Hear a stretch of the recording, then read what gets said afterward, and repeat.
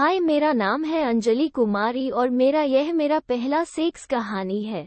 कहानी में आगे बढ़ने के लिए आप लोगों से रिक्वेस्ट है कि मेरा चैनल को सब्सक्राइब करें और कमेंट करें, लाइक करें। सब्सक्राइब हो गया तो चलिए आगे बढ़ते हैं कहानी में। मैं 20 साल की हो चुकी थी और अब तक मेरा पहला किस भी नहीं हुआ था। यह मेरे लिए बहुत शर्म की बात थी। मैं चिंतित थी कि समय के साथ जब मैं और बड़ी होती जाऊंगी तो ये और भी अजीब होता जाएगा। जहां मेरे अधिकांश करीबी दोस्त नियमित तौर पर सेक्स करते थे, वहां मुझे सिर्फ महिला मित्रों को नशे की हालत में दिए गए कुछ किस के अलावा कोई अनुभव नहीं था।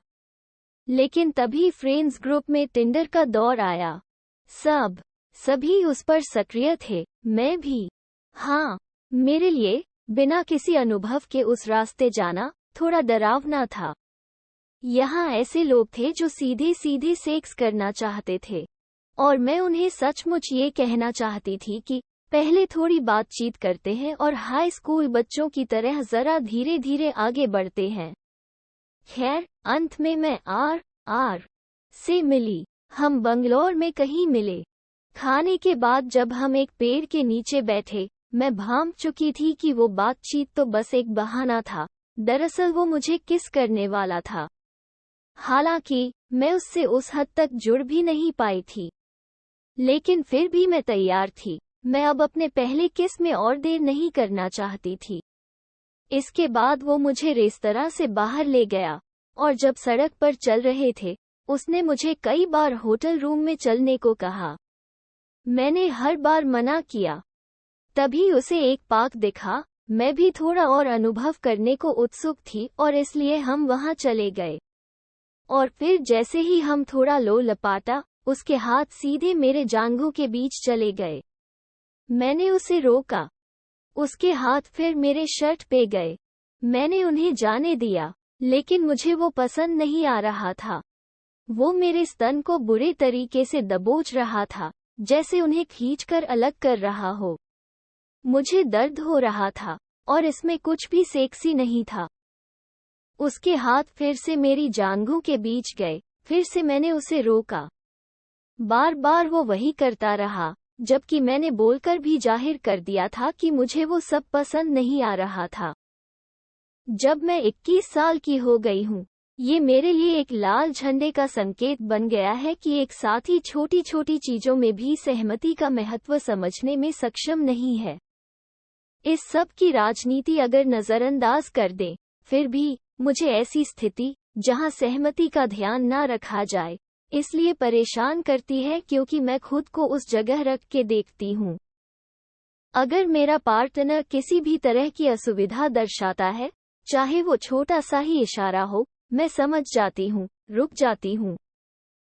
जिस चीज से मेरे पार्टनर को आनंद ना मिले, मुझे भी वो करने में कोई प्रसन्नता नहीं होगी। हाँ, ये एक लाल झंडे वाला इशारा होना चाहिए, लेकिन उस समय मैं इतनी समझदार नहीं थी, और इसलिए दोबारा उससे मिली। और मुझे वो थोड़ा बहुत पसंद भी था। वो मजाकिया था।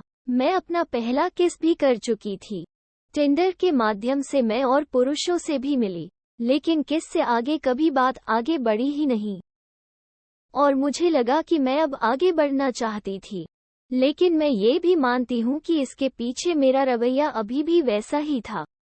बस अब ये करके देख लेना चाहिए कि ये सब होता कैसे है, ताकि मैं आगे के लिए तैयार रहूं। मुझे नहीं लगता है कि यह पूरी तरह से बेवकूफ़ी वाली सोच थी। ठीक ही थी। कभी कभी आप इंतजार करना चाहते हैं और कभी कभी बस सीखने समझने के लिए कुछ चीजें कर जाते हैं। ये सब आप पर निर्भर करता है।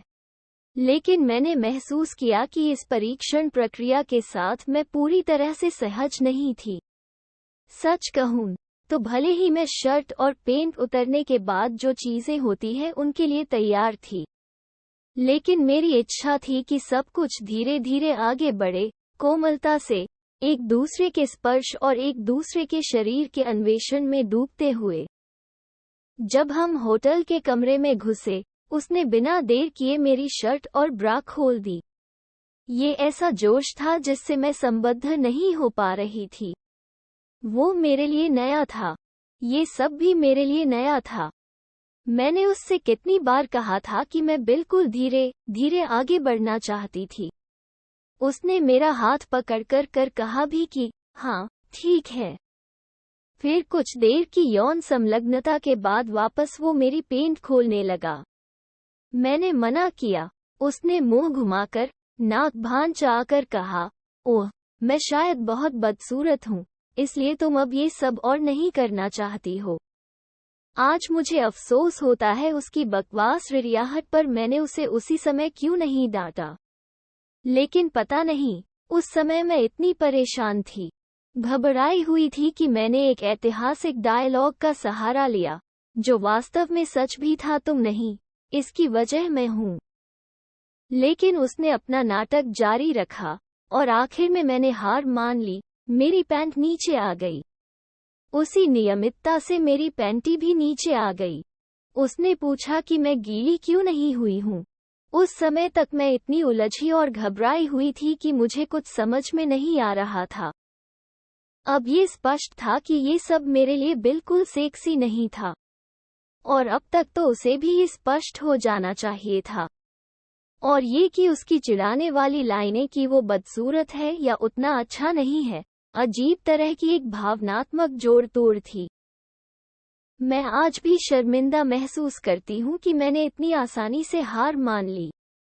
लेकिन समय के साथ मैंने खुद को ये सब ना समझ पाने के लिए माफ करने की कोशिश की है। ये सोचकर कि इस आकस्मिक मुठभेड़ से ही मैं ये सब समझ भी पाई।